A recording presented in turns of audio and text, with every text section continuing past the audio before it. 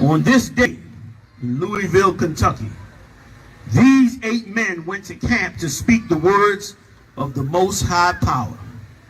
And as they had done countless times before, but on this day, they were attacked by a vile mob of heathens and sinful men who sought to take their lives and stop them from raising up the 12 tribes of the nation of Israel. That's right. However, in accordance to their training and the love that they had for one to another, they fought their attackers side by side. That's right. Shoulder to shoulder. Right. On to death if necessary. That's right. And at the end of the conflict, they prevailed and returned to their homes and to their brethren and their wives and their children. All was lost except one thing they brought back. They brought back the Bible. That's right. And delivered it back to this nation. Shalom Israel, you know what it is. This is Kentucky 8 Podcast.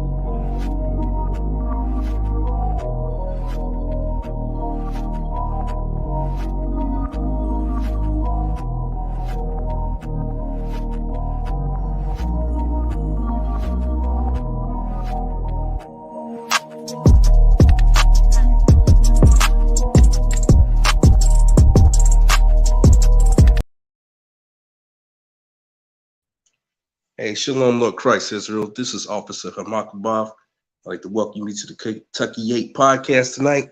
Man, we got a lot of interesting stories. Gonna still be talking about that case with George Floyd, Siobhan trial. It's gonna get interesting. Got the mighty man in the house, Officer of 1,000 Madarab. What's going on with it? Hey, Shalom Christ, Adawan. Shit, ready to get into this podcast. I know we got a lot of interesting topics this week, just like every other week. Damn right. Yeah, so we got a lot of interesting stories we're gonna come out with tonight, man. This is crazy because we've been talking about this George Floyd case, and there's a lot of interesting stories on their aspects, and it's overwhelming evidence that's against this police officer. But are they going to find him not guilty like the scriptures say? You know what I mean? So if I will get this story, pull it up. We're going to be waiting on the rest of the brothers here joining in pretty soon. I'm going to pull the story up about the George Floyd case. Make sure you share the podcast too, man.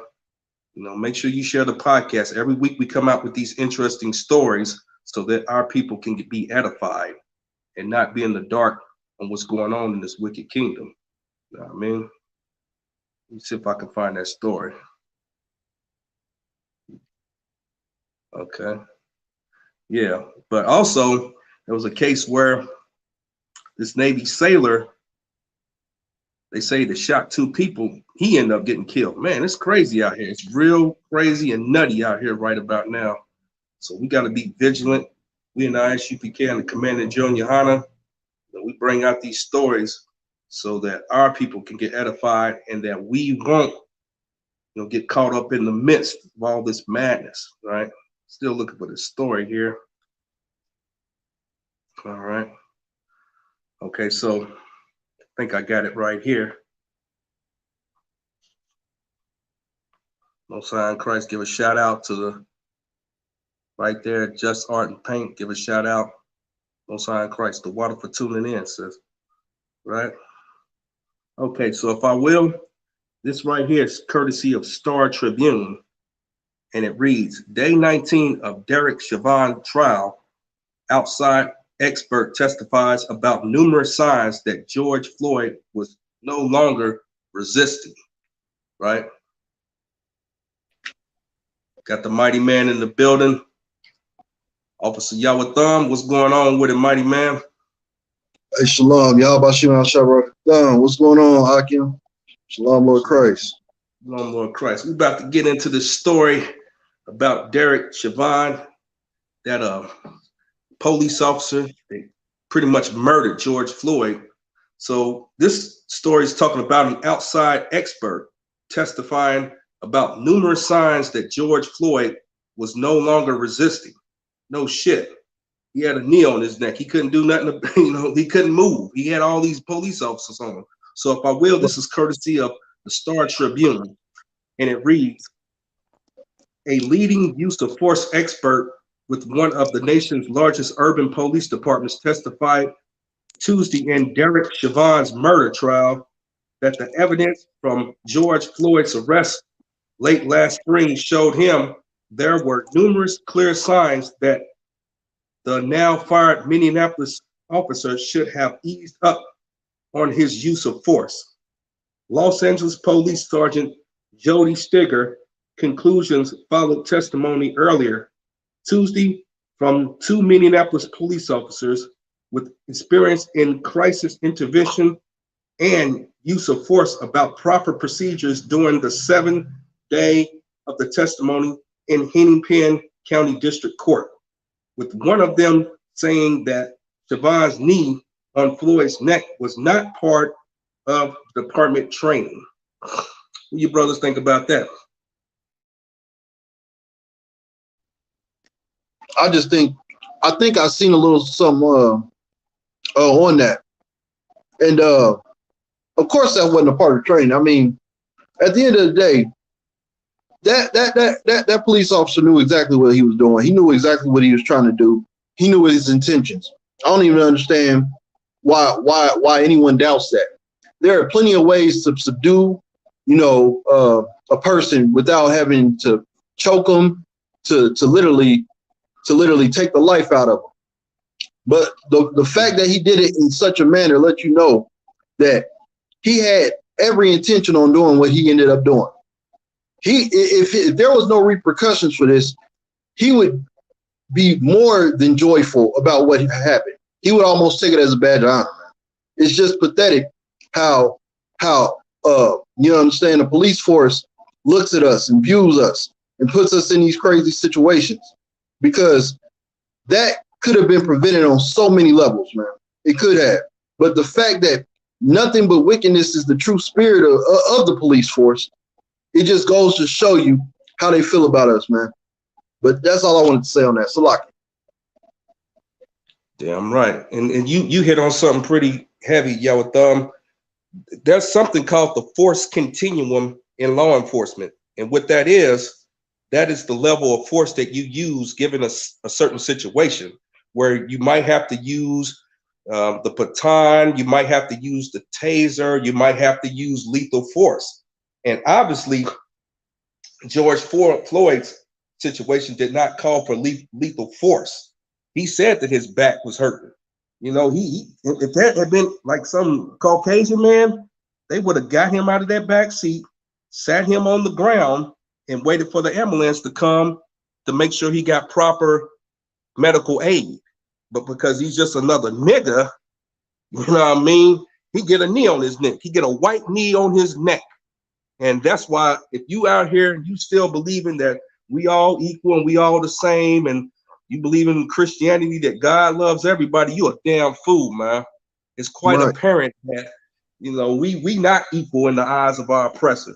We haven't been equal for 400 years, and according to that Constitution, you still 3/5 of a man, and that's why they didn't give him the proper courtesy and decency to treat him like a human being. They treated him like he was nothing. You got anything you want to talk about, Marderon? Salaki. Salaki, Officer Yellow Thumb, you can go ahead and finish your point. I just wanted to ask a question. Now, George Floyd, when they had him on the ground, did he have his hand? Was he cuffed? I believe he was cuffed. I know he was cuffed when they had him in the back seat, and then they pulled him out. So I think he was. Right. So this brother's cuffed. What could he possibly do? Obviously, if he's cuffed, you already done patted him down. You know he doesn't have any weapons. He doesn't have any weapons. He's cuffed. What could he possibly be doing where it was warranted that you need to have your knee on this brother's neck? What could he have possibly? I mean, you already got him cuffed. There was no reason for him to even be in that position to start off with. You understand? If anything, he should have, like you said, he should have been either sitting in the back seat or sitting on the curb because he's already cuffed. You know, like it just didn't make no sense. And then on top of that, at what point in time was this brother ever putting threats? He was never threatening them. It wasn't like he was trying to threaten them. I'm gonna kill you. Let me out this. I didn't hear none of that. I hear a brother begging for his life, man. And because the oppressor is so wicked, they'll never understand that, man. So lock it. Damn right. Damn right. You got anything you want to say on the Madara? Khan, shoot, I was really just about to agree with Officer Yahweh Thumb. You know, what we had to say about it was really on the same level, you know, with these different police departments knowing their different codes of conduct and how it is to handle certain situations. But it just amazes me how it is that America has always known about their, you know, problem with violence towards Blacks, Hispanics, and Native Indians, especially within the police department. And all of a sudden, once our people get riled up and want to, you know, bring notice and have some type of change about what's happening, then the news starts speaking out about all these different things, saying, oh, how wrong it is. And then you got the government claiming that they're going to do things to, you know, supposedly punish these individuals who have, you know, afflicted our nation. But us as a people, we got to eventually realize that no matter how much they sit there and say, oh, well, we're going to do this and that to help out, you know, the Blacks and what's going on with them, like, America is never going to change. They're always going to oppress us. They're going to give some type of, you know, little punishment to this devil, most likely to appease Black people. You know what I'm saying? He'll spend 2 years max in prison, you know, get out and with good behavior, and say it's going to be nothing major, and he's going to be right back on the streets killing Black people. You understand? So, I mean, it's old news. You know what I mean? Damn right. And I got a scripture to go along with that, what you just talked about. This is the book of Zechariah, chapter 11 and verse 5. Whose possessors slay them and hold themselves not guilty. Now, there's overwhelming mounting evidence that this man committed murder in broad daylight. He was caught red-handed, so to speak. Now, what's happened before, what they're trying to make the argument is that because George Floyd, they say he had some drug issues or something like that, that was the reason why he died.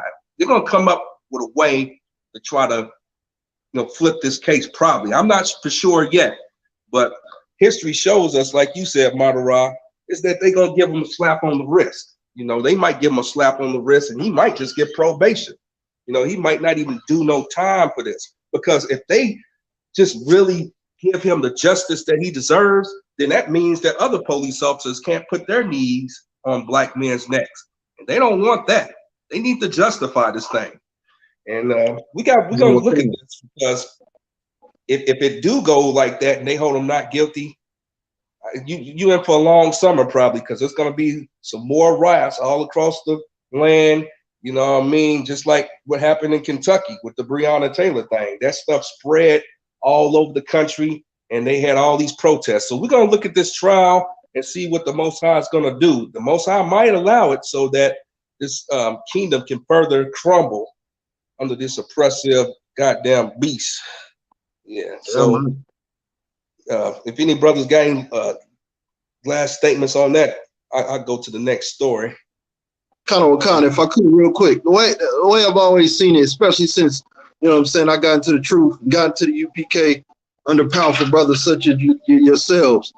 One thing I've learned is America, they'll always profess to try to say we're looking for new ways to help out, you know, Blacks, Hispanics, and Native Americans.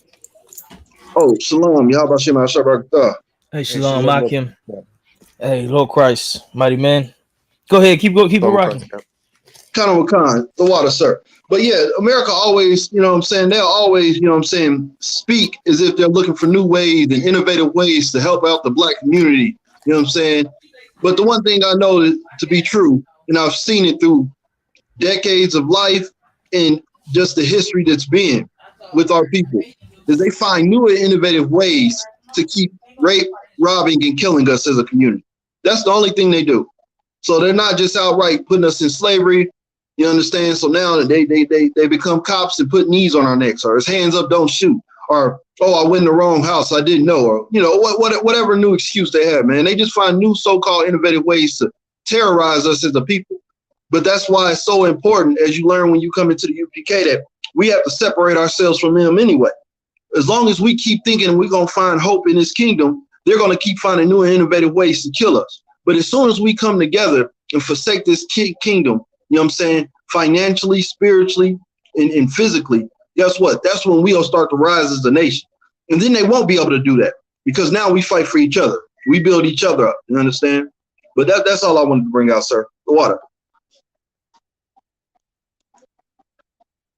Damn right. And like I said, we got to watch this case pretty closely, because if they do find this police officer, this wicked police officer, not guilty, then there's a big chance that you're going to have the social uproars and the riots happening this summer. So the Most High might allow it. We're going to see what the Most High allows. You know what I mean? That's all I got on it. I'm trying to pull up this other story, but like Makabah prophetically broke out before, you can't pull up a Black Hispanic people's story on the news without them trying to exploit it somehow. They wanted a brother to buy their whole website subscription just to see that story. But I'm gonna read some of the story. What it said. It said border crossings in March jumped to highest level in 15 years, data show. So basically, for over the past 15 years, this has been the highest amount of border crossings from the Mexico border. And to be honest, I'm happy they can cross. Let them all across. I've been seeing reports they've been letting them off on buses, dropping them off in the country, different places. And I like them. I like that, because at the end of the day, that means maybe them Israelites will get a chance to hear the truth. You understand? Even if they hear for a little while, get deported back, Lord will, few of them hear this truth, and this truth lay hold on them, and they go back and take it back to their home country, and we continue to get all these tribes so Christ can return. What you brothers think about it? Kind of, sir. That's definitely a heavy point. You know what I'm saying? It's a glorious thing to be able to bring all 12 tribes together. You know what I'm saying? I don't care which way it has to happen. Spiritually, we know the Lord is trying to bring us back together. So if they can just come over here, and you know what I'm saying, just one or two of them hear the word, you get that word back to their country, or well, where their homeland is, as far as where their family is, their people is. That's only going to build up this truth. That's only going to build up the Lord's people. And that's the whole goal of us even being here right now. You know what I'm saying? Building up the Lord's people. So, like you said, it's a glorious thing that they're crossing the border at a higher rate. I want all my brothers and sisters over here. Come on over here, get this truth. You know what I'm saying? Let's build each other up. Let's learn each other. You know what I'm saying? Let's grow. Let's get up out this captivity together. So it's a glorious thing. I love it. So like it, sir. What you other brothers think on it? Kind of, sir. It is real heavy. It's somewhat like an exodus in and of itself. The brothers coming from Mexico over here, they look at this as like a type of promised land, and it is, if they can hear that truth that you're talking about. If they just get the opportunity just to hear that, and then take it back to Mexico, a brother get raised up, go back to Mexico and take that truth. That would be a glorious thing. It's like,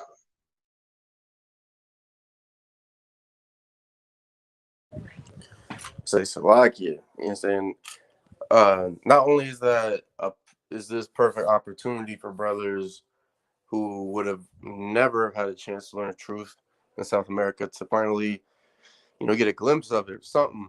But it's also going to show our Hispanic brothers that Swaki, that our oppressor is always going to hate them, because we know with more brothers coming across the border, like America's hate for them, it's just gonna ramp up. You're gonna have more devils out here saying the Mexicans are taking our jobs and the Hondurans are taking our jobs. They're bringing rapists and drugs into our country. We got to do something.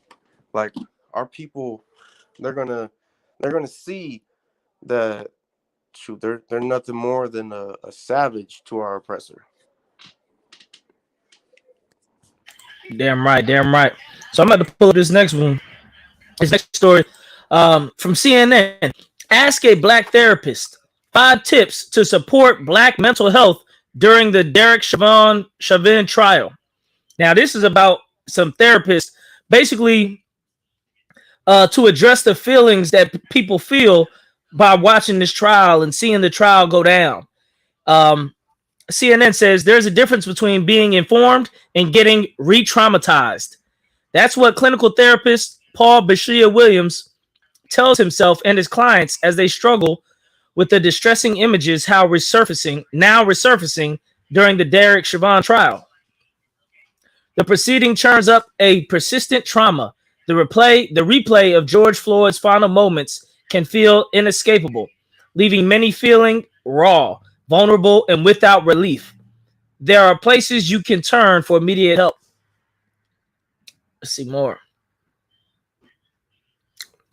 While the evidence surrounding Floyd's death is distressing for most audiences, it is overwhelming for African Americans, and especially excruciating for black men who see their very humanity reflected in him.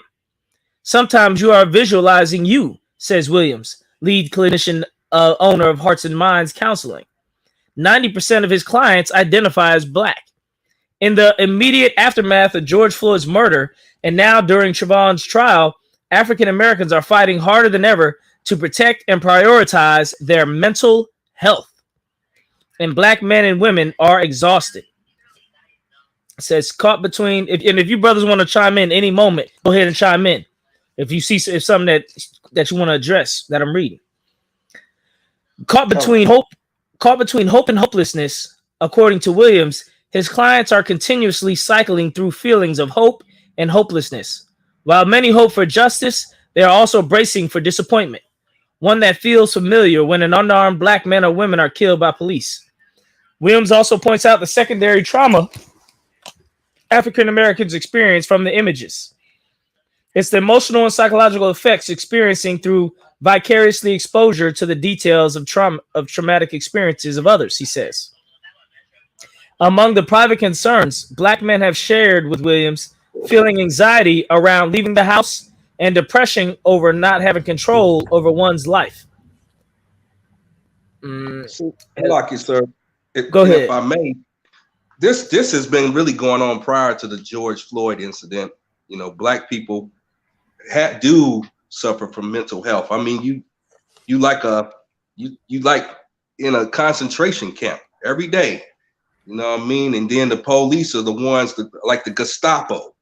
You know what I mean? So this is really nothing new, talking about black people, you know, having mental health issues. Hell, we traumatize every day. Just from the brother that's shot around the corner. It's not George Floyd, you know. So this is a bunch of garbage, you know, in my opinion. Hell, we should feel that way about the brother or the sister that got murdered and harmed here in our own ghettos. You know what I mean? That's just something I want to bring up. Right. And there's a few scriptures on this too. Go ahead. No, just real quick. Is this therapist brother or is he oppressor? He a brother. This him right there, Paul B. Williams. No, that okay. So yeah, I mean, no. So man, even though he's a brother, man, no offense to the brother, but I mean, you don't need a degree, you don't need schooling to understand this. This is a part of being a black American, quote unquote, so-called black American. We understand that we got trauma. It didn't just come from George Floyd. I mean, if you think George Floyd situation, which was a horrible situation, but if you think that's the reason why black folks are now having all these problems, you don't understand your history, black man. You don't understand what's truly going on with our people. And that just shows me you're not in a position to speak on what's truly going on with our people. Because George Floyd is literally, and I don't want to make it seem smaller than what it is, because it's truly a big situation. But when it goes to the totality of what's going on with us in America, George Floyd is literally almost just the icing on the cake, just not even the whole ice. Because we got like Officer Makabach was saying, we got the history of slavery, the Willie Lynch situation, the Willie Lynch letter, how they put slaves against slaves for one reason or another. You know what I'm saying? The Civil Rights Act. I mean, the list goes on, and we're still getting lynched to this day. We got to suffer through poverty. We got to suffer through cops hating us. We got to suffer through our own brothers hating us because of the spirit and essentially the spirit that America has put on our people. Like it goes beyond George Floyd. George Floyd is just a small piece of what's really going on. And George Floyd just happened to be televised. If we truly televised everything that happened to our people, I almost feel there could be a way that everybody has to realize who the devil is in. We have to realize that there's a problem within our community, and it's just not certain people. It's our community as a whole, that the oppressor is going to oppress us no matter what. So this goes beyond just George Floyd. George Floyd is a piece of it, but this goes to growing up in poverty. This goes to it stems back to slavery. It's so much to go into it. So I hate to hear it, but this brother really don't understand what he's talking about right now. It's a lot. And I'm going to put in scripture, Deuteronomy 28:65. And among these nations shalt thou find no ease. You're not going to have no ease of mind. Neither shall the sole of thy foot have rest. But the Lord shall give thee there a trembling heart. That's a trembling mind. And failing of eyes and sorrow of mind. Sorrow of mind. What's that? That's the depression. All the depression, the mental anguish, the mental all that. Like that's coming from the scriptures. That's coming from the Lord. We got to turn back to the Most High. We got to be in this war. We got to turn back to the Most High. We're going to get rid of that. I mean, the brother got some health tips, but at the end of the day, if you ain't with the Most High, there ain't no health tips for you. What other brothers think on it? Other priests. Salaki, sir, if I may, real quick, it's real heavy. You know, why isn't he psychoanalyzing the mind of the so-called oppressor, the Caucasians? You have a whole race of people that spent likely 400 years of tearing black people's body to limbs, hanging them from trees, throwing their baby to alligators, burning us at the stakes. You don't think they got mental problems? You know, we always get everything dumped on us. We the ones with the mental problems. What rehabilitation did they ever get? You know what I'm saying? What rehabilitation did they ever get? You know, they the ones with the real mental problems, tell the truth. We just victims. We victims like, you know, victims of our oppressors, you know. So our woes and our mind, you know, being sorrow of mind, that's normal. But these people are really sick-minded, demented, psychomaniacs. Salaki.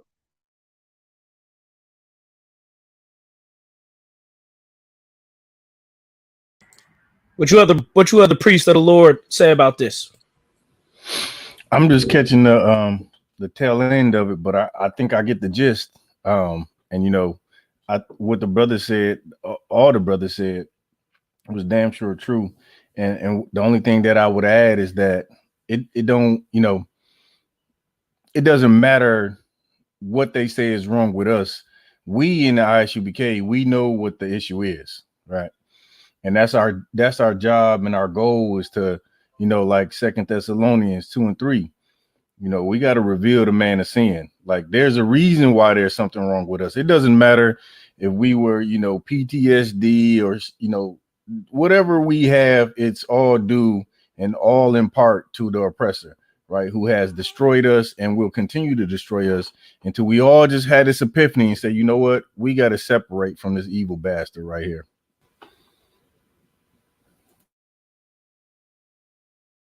Damn right. And Salaki, sir. No, go ahead. No, just real quick, the water. But yeah, just real quick. I mean, like you said, I'm sure the brother has great health tips. And I'm sure, honestly, if you just stick purely to, you know what I'm saying, mental health and how to help our people grow out of that, I'm sure he could probably do some good things.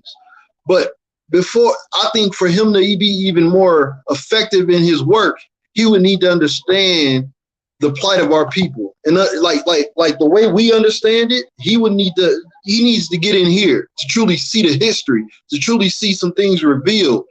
And then to put that with whatever work he does, I feel like he could be that much more effective for our people if he truly understood, because he's taking it from an American state of mind.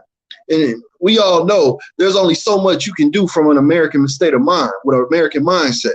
So if he truly had some history, some true understanding of what's going on here in America with our people, I think it would be that much more effective towards helping our people with mental health. Because that truly is an issue. Like, all jokes aside, mental health is an issue in our community. And it stems a lot from the issues that America has put on our people. So I think if he truly got in here, got in classes, got under great men as yourself, and learned, you know what I'm saying, what we've truly been through in America, I feel it would just be that much more effective in his work. That's all I wanted to ask. And if I could, these Christians, I thought a minute ago, I thought there was no race. I thought we was all God's people. Why is it all of a sudden we supposed to be feeling some special effect because of seeing another black person go through something? When for the longest you Christians said there is no race. Yeah, we all one. There's only one race, the human race. I let you know that's bullshit. We're not all one race. Because he's talking about mental health that's going to affect black people for something that happened to black people. Not something that just happened to all mankind and now all mankind is traumatized. All mankind ain't traumatized. He's a professional mental doctor. So if he's letting you know that, you Christians damn sure been lying on some bullshit. Because you Christians were the ones pushing it, saying, oh, we all want. But apparently, it's not so. Even mentally, we're not all one. You feel something mentally that the other race won't feel because it happened to your people. So at the end of the day, any problems we're gonna have behind not being able to deal with what's happening with our race is because you Christians. Because you Christians got us mentally behind the 8 ball to where we're not ready to cope with things that happen with our race and deal with our race because we've been taught for the last all these years, there ain't no race. We're all one race. Don't worry about the color of the skin. Just worry about the content of the character. And don't worry about in the race. And you talking about the white man. We're all men. And look at this now. Look where we're at now. Now we got to go all the way reverse and rebuild our people's mind because what you Christians taught. So, I can't stand when these Christians try to talk about race. Christians, stick to what you said before, that we're all one race. Don't be trying to get on racial issues now. But anybody else have anything? I'm gonna go to the next story. Texas GOP congressional candidate on Chinese immigrants. I don't want them here at all. Sari Kim, a veteran of the Trump administration, followed up with a punchline. I can say that because I'm Korean. Oh, so she don't want the Chinese because she's Korean. If I could. Go ahead, Ward. This is the female Korean version of Ben Carson. You know Not that I give a damn about, Moab coming over here and, being over here. That ain't the point. The point of this, what I'm pulling out at before you even get into it heavy is there's coons amongst every nation, right? And this is the problem with our people. Like her situation and her being a Korean and saying that she don't want Moab over here. Cool, that's it's whatever. But this is the problem. When we have so-called leadership, they do the same thing black people. Well, black people we don't need jobs. We need more police. We got to stop crime. We forget jobs. We got to stop the drugs. We got to stop all this stuff. There's solutions to problems The leadership, like the scriptures say, they're dumb dogs, man, and they can't help us. That's why you got to join the ISUBK, where you have true righteous leadership, right? That's what's going to help black people. Righteous leadership. Damn right. Damn right. If I could, sir. Go ahead, Ward. Another thing, kind of speaking on what Officer Potts I was saying, this is why for them, her saying that doesn't matter for her nation, her people. And this is why, because she's a minority in that, meaning it's not many of them that feel like that in her nation. The majority know to look out for each other and, depend on one another to a certain extent. The problem with our nation is that's a majority of our nation. The majority, more than half of our nation, feel like, well, if they don't bring this to the table, or if they can't do this, that, or the third, I don't want them anyway. When we should never feel like that for our people. We should never feel that way about our people or ourselves. We should want to build each other up and help each other get to a better level in life. But she's a minority, meaning for every one of her, there's probably about 2 or 3 million that's going to fight for the whole Chinese race or whoever they are. Whereas for every, one person that loves the black community and truly wants to fight for them, you can probably got another 100,000 that's saying, well, only if they can bring this to the table, only if they make this much money, only if they look like this, or only if they feel like this. And that's the problem. We have too many coons, as Officer Potts was saying, we got too many coons in our nation, and that's got to stop too. Cooning is just as much of a disease as Christianity, as much as a disease as cancer. It's going to kill the community, and we got to stop it. Salaki, sir. That's all I wanted to say on that. Damn right. Damn right. Let's get a little more. A Republican congressional candidate in Texas said this week that she didn't want Chinese immigrants to come to the U.S., blaming them for the spread of coronavirus. Sari Kim, who worked in the Small Business Administration during the Trump administration, made the comments earlier this week during a forum for candidates running for an open seat in suburban Dallas, Fort Worth. Kim, who is Korean American, said of Chinese immigrants, "I don't want them here at all," while speaking at the forum on Wednesday. "They steal our intellectual property. They give us coronavirus. They don't hold themselves accountable." The candidate drew laughs and applause from the crowd with her comments, as she added, "And quite frankly, I can say that because I'm Korean." See, that's what they do. They put a black cop up there about the trial and say, the cop was innocent. They'll probably do that for Derek Chauvin trial. If he's innocent, they'll put a black cop up there to say he's found innocent because of this, because of that, because of this. They throw a black face. The oppressor is smart. They try to get in your mind and get in your head. They know if you hear it coming from somebody who looks like you more easily to accept it. And this is what she's doing. She's saying this just because them whites around there, and she trying to get on their good side. Straight cooning, Asian style. Salaki, sir. Go ahead, Warren.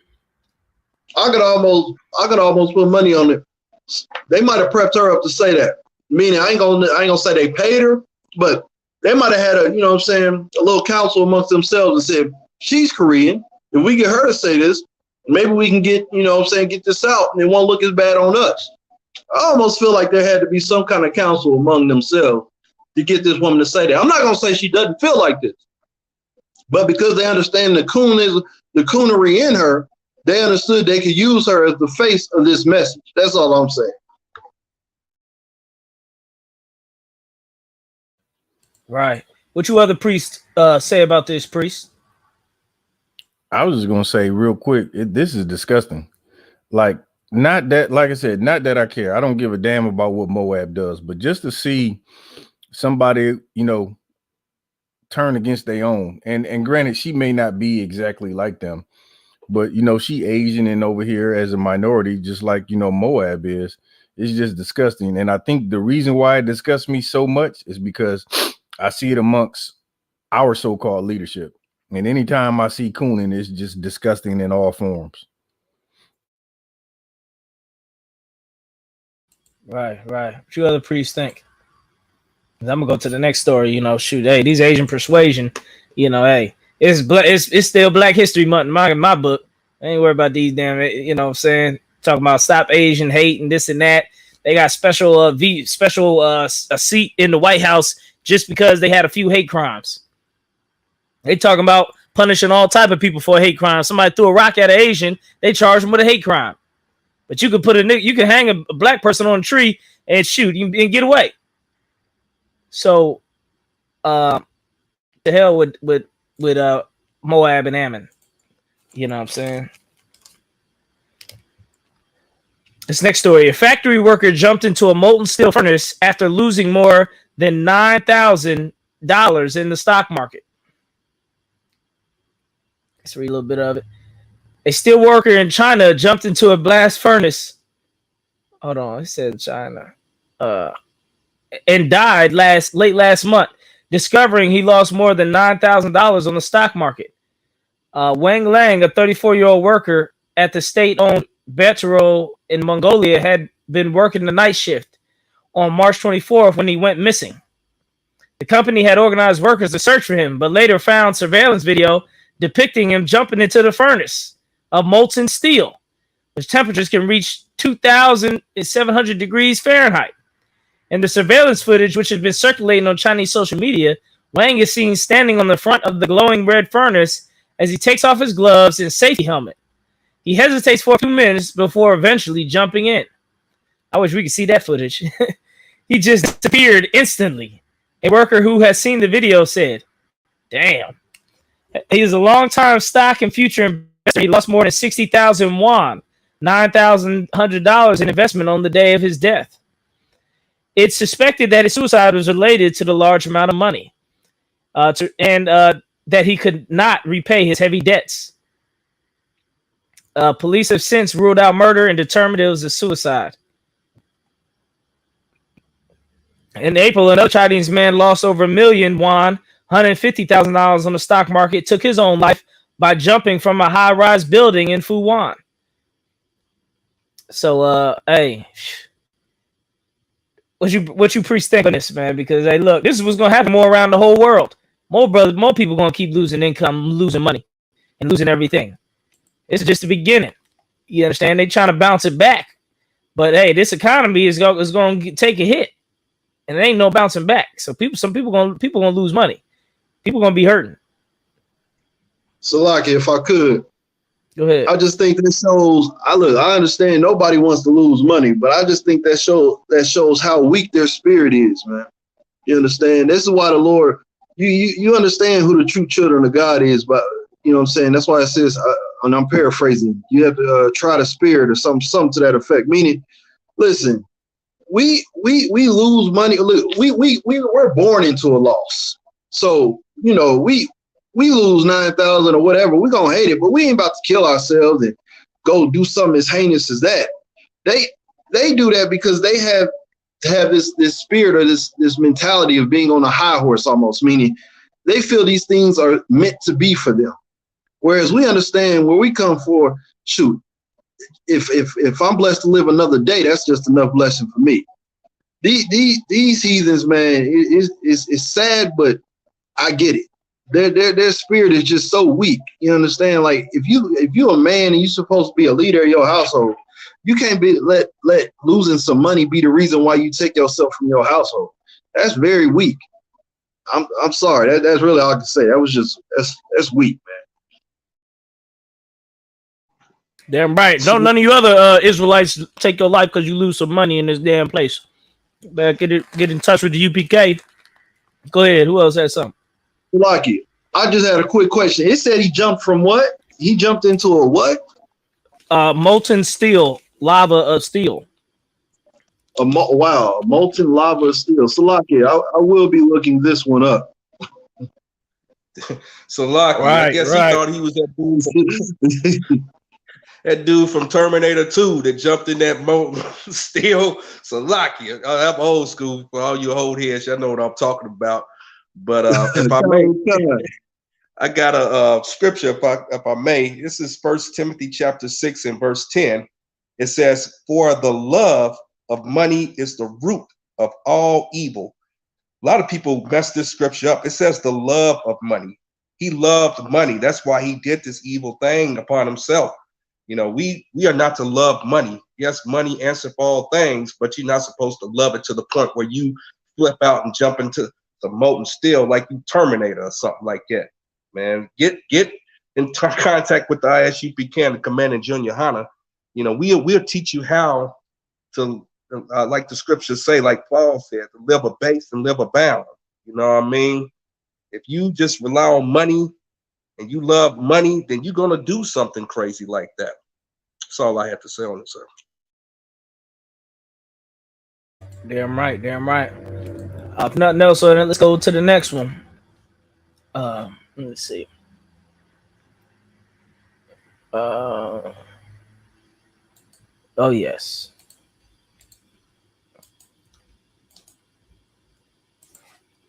Give me a sec.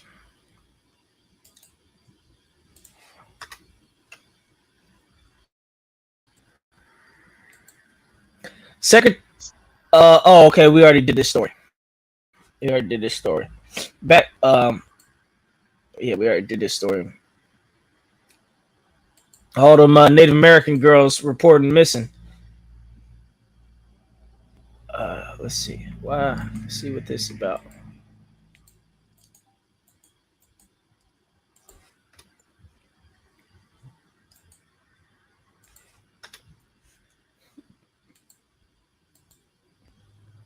Why Native American children have higher rates of disability.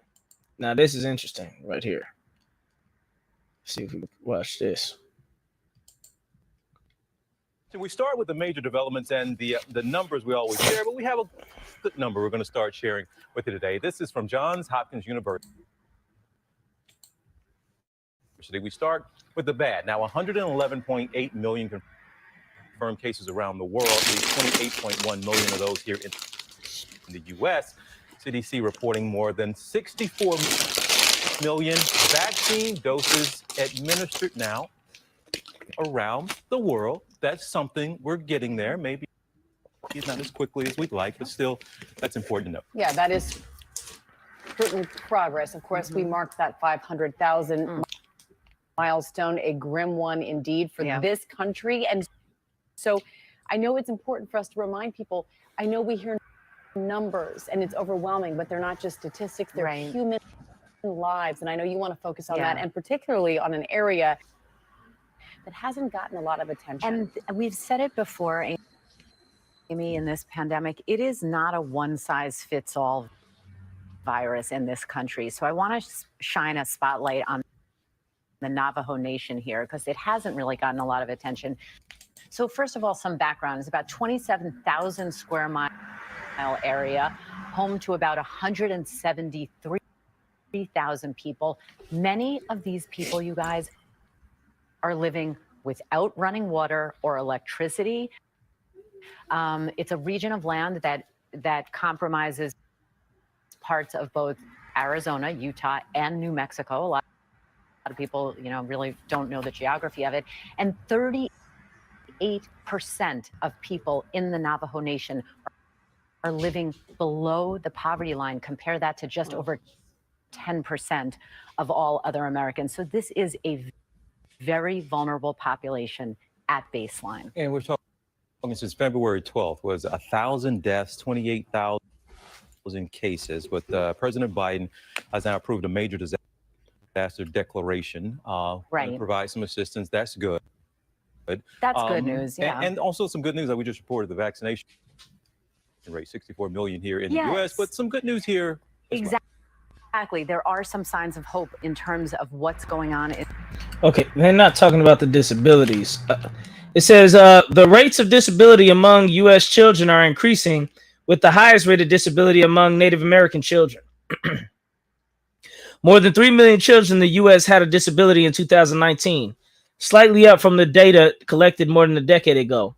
But a disproportionate number of Native Americans, 5.9%, had a disability, followed by children of more than one race, and Black children, 5.1%. Household income also appeared to play a role, with 6.5% of children living below the poverty line having a disability, as compared to 3.8% of children in families with incomes above poverty thresholds. These are decades of evidence that particular racial and ethnic groups, especially American Indian, Native Americans, and Black Americans, have poor access to care and also may not have access to the same quality of health care services. A lack of access to high quality care are a major contribution to the highest rates of disability. Native American and Native American children and their families have historically inadequate parental care. That's pretty much it. What do you priests think on this? What do you priests think about this? Good luck, here, sir. Go ahead. Was there a specific disability that it was speaking on, or is it just saying in general? It was saying in general. Kind of. Yeah, I mean, well, if we go that route, I mean, of course, Blacks, Hispanics, and Native Americans have a disability living in America. That's just where we're born into disabilities. You understand? I mean, of course, the land of our captivity, we have more disabilities. Go figure.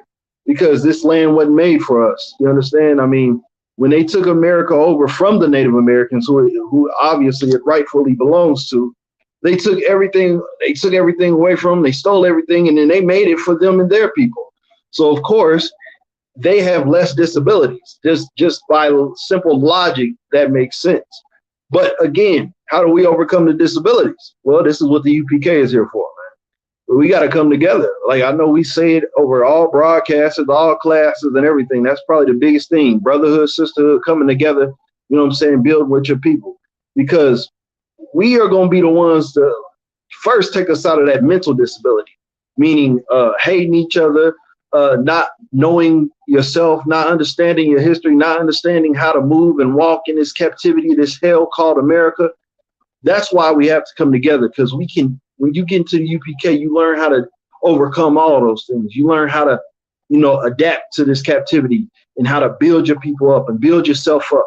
You know what I'm saying? Get out of the depression of America. You understand? Get out of the bad habits, whether it's drugs or whoredom or whatever else. You get out of these things, and that helps with the overall, like you said, the disabilities. It helps take us out of that scenario. It helps, you know what I'm saying, build us up. So the way to overcome these things is to get into the UPK, learn your truth, learn how to live according to it. And, Lord will, we can see these numbers go down as the UPK numbers come up.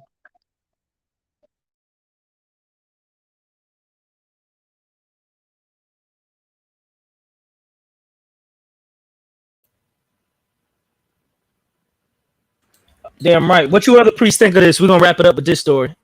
Yeah, if I could, I was just gonna say this is it's evident, right? A lot of people don't think it is, but it's evident who the children of Israel are.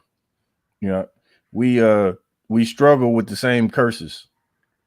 We struggle with the same things, and the Gadites, the Seminole Indians are our brothers, and because we suffer the same curses, here's the impact of those curses, which what Yahweh was saying is so heavy, because the only way out of this captivity, the only way that we gonna get some relief is if we leave this, take our spirits out of America and join together with the ISUBK and start raising up our brothers and sisters to truly serve the Lord. Damn right. Officer Makaba, if you have anything you want to drop on it. Nah, so I think the brother summed it up. Hey, Most High in Christ. Hey, everybody, it's been another episode of Kentucky 8 Podcast. Getting it in on the stories, man. Watch out for them Asians, man. Hopefully we don't get shut out for that, but watch out for them. They're trying to do this, do that, take over, do all these things. Watch out for Esau. You need to watch out for these nations. At the end of the day, you need to watch out for these nations and stick with your own. Get down with the Israelite School UPK. If you're in Indiana, Kentucky, Ohio, any major city in America, you need to get down with the school and get down with your people. Because at the end of the day, none of these other nations give a damn about you. The Asians sure as hell don't give a damn about you. The oppressors sure as hell don't give a damn about you. And as we read in the story, the Native Americans and the blacks are the same. they putting us in the same pile. Why they always do that? Blacks, Hispanics, and Native Americans. They do that because we're the same people. You understand? And with being the same people, we dealing with the same curses. We're dealing with the same problems. You understand? So, any other brothers have some final words? I was just gonna say, you know, I mean, these stories that we bring out, the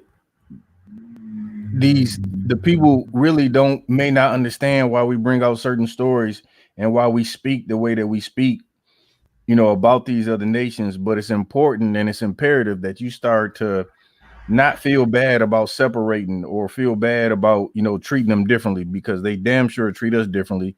They damn sure treat us unfairly and wrong, and like we're the bottom of society. So you better start getting some pride about yourself and start loving yourself and loving your people and give a damn about these other people. Yeah, right. So Makaboff, last notes, last words, closing remarks. Kind of a concern. Just like Officer Lapatsa was saying, no, these stories we come out with is meant to increase your faith in the word of the Most High, you know, which was showing a spiritual significance with present current events. So that should increase your faith and trust in the Most High, that he can protect you, that he can provide for you, so you don't be out here scared, and you are under the safety net of the Most High. So that's what these stories should do for the Kentucky 8 podcast. Make sure you tune in this Friday too, also at 9 p.m.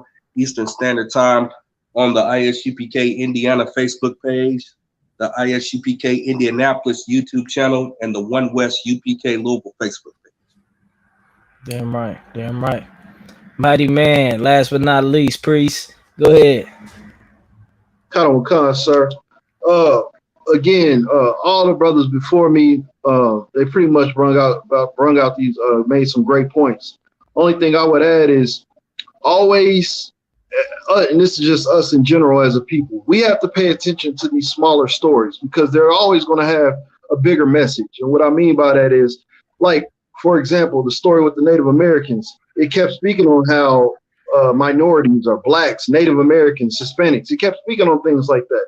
I think Officer Makaboff was saying, it's showing how we are all one people, how we are grouped together. And the Lord that's how the Lord wants it. He wants us to be grouped together. It's going to show that the only way we're going to come out of this is together. We came into this together. The only way we're going to get out of this together. So we have to pay attention to almost the underlining message of these stories. Even though they may seem like small stories, it's still teaching us something. And this is why, you know what I'm saying, it's powerful to listen to the men above us in the UPK. But outside of that, like I said, man, keep tuning in. Pay your tithes, your offerings, and be ready for the Passover, Lord Christ. Right. Yeah, you already know. Passover, April 24th. Out there in Texas, everybody get ready, get down, pay your $200 Passover fee. You know what I mean? Kentucky 8 Radio every Tuesday, 9 p.m. and every Friday at 9 p.m. Tune in every week. With that, shalom. Shalom.